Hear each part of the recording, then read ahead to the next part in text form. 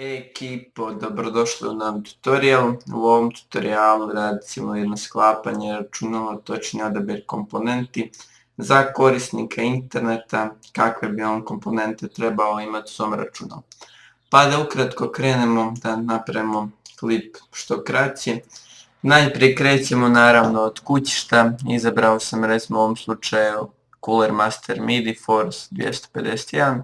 To je standardno kućište, vidite imate tu za upaliti, 2 USB-a, audio, ulaz i te stvari. Znači kućište je izgledno standardno, prihvaća micro ATX, ATX ploče, ovdje imate dva mjesta za 525 uređaja, ili te optički uređaj i ovdje imate za hard diskove.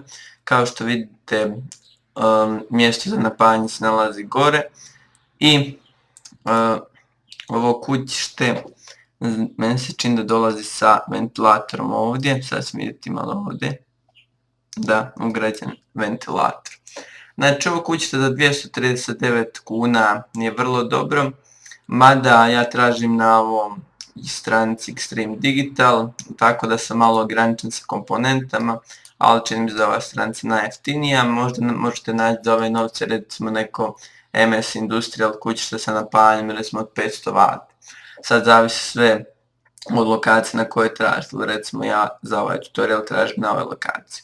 Nakon izabranog kućišta trebamo naravno uzeti napajanje koje je LC Power PSU, 500 W napajanje ima vent 12 cm, znači jedno napajanje DLC Powera, poznata marka koja je jedna od jeftinijih marki koja proizvodi napajanja.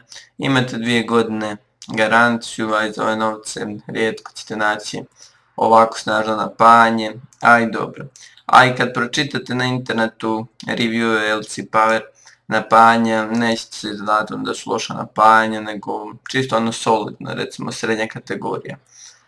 Sad dolazimo do jedne komponente koju ja baš ne bih ugradio u računalo, jer danas se vrlo rijetko koristi, ali ipak postoje ljudi koji ne mogu zamisliti računalo bez nje, to je optički pogon. Jednostavno tu možete uštediti novce jer Windows možete instalirati preko USB-a, gotovo sve vam sad dolazi na USB-u ili najčešće preuzimate sa interneta sve stvari, tako, znate na što mislim. Znači ovo je standardni optički uređaj, mada ja kažem ovo ne bih ugradio u kompjuter jer bih uštedio novce koje bih dao na neku drugu komponentu i za bolje. Nakon toga moram naravno uzeti matičnu ploču, evo ja sam za ovaj klip i za ovaj build uzeo ASRock H81M DGS, znači to je dobra matična ploča, ima 2 slota za RAM memoriju, ima LGA 1150 soket za procesor, to je soket za novu seriju Haswell, što još ima 24 pin, 4 pin za procesor, ima PCI Express za grafičku jedan, ovdje ima 2 sata, 2 konektora, 2 sata, 3 ne znam koji su točno. Evo vidite imate PS2 miš i tipkovnica, VGA video, DVI isto video, samo ovo digitalni, ne znam da li se može pretvarati u pomoću adaptera u VGA. Imate 2 USB 2.0, 2 USB 3.0 i opet 2 USB 2.0, internet port i naravno svoju zvučnu karticu, zvučnik, mikrofon i line in. Evo ga, to tako izgleda. Nakon toga moramo odabrati procesor.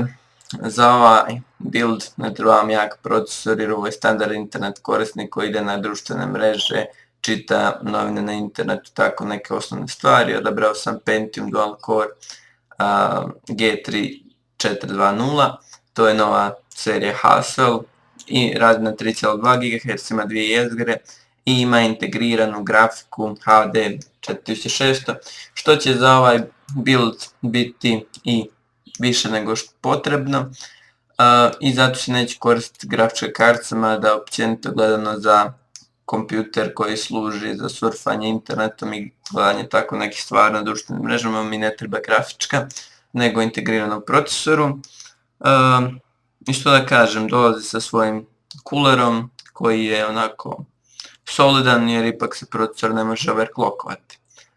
Nakon procesora dolazim do memorije, iskreno možete biti zadovoljni sa 2 GB, ali evo uzeo sam 4 GB, Kingston HyperX Fury Black Series. Standardna RAM memorija 4 GB 1600 MHz DDR3 i tu se nema ništa više za pričati. I sad dolazimo do skladištenja podatka, naše zadnje komponente. Ja nekako smatram da standardan korisnik interneta, društvenih mreža, više mu odgovara SSD nego hard disk. Zašto? Zbog toga što mu SSD pruža brzinu koja mu je definitivno bitna i koju svi žele, mada SSD je skuplji od ovog tvrdog diska. Ako uzmete ovaj SSD morat ćete uzeti vjerovatno, zavisi od kuće, neka imaju adapter sa sobom, 3,5, točnije 2,5 na 3,5 inčne diskove, ali ovo koje smo odabrali nema, pa će nam trebati ovakva neka komponenta, točnije adapter, koja će vam to omogućiti. I što još treba spomenuti kod hard diska, točnije kod skladištenja podatka, ako ste ono standardan korisnik, gledate idete na Facebook, gledate filmove na internetu, čitate novine, ja vam preporučujem SSD jer je znatno brži i bolji će vam kvalitet davati. Ali ako skidate filmove i takve neke stvari, ja vam preporučujem ipak hard disk jer ima veći kapacitet. I ukratko, ovo nije općenit build kakav bi svaki korisnik interneta, samo interneta trebao imati, nego jednostavno ovo su vam okvirne komponente da se možete orijentirati kakav biste build trebali, točnije kako biste konfiguraciju trebali sklapati ako koristite internet, jer definitivno nema svrhe ako ste korisnik interneta uzeti i7 i da s njim samo čitate novine i pratite novost na Facebook i takve stvari. To je jednostavno gubitak novaca.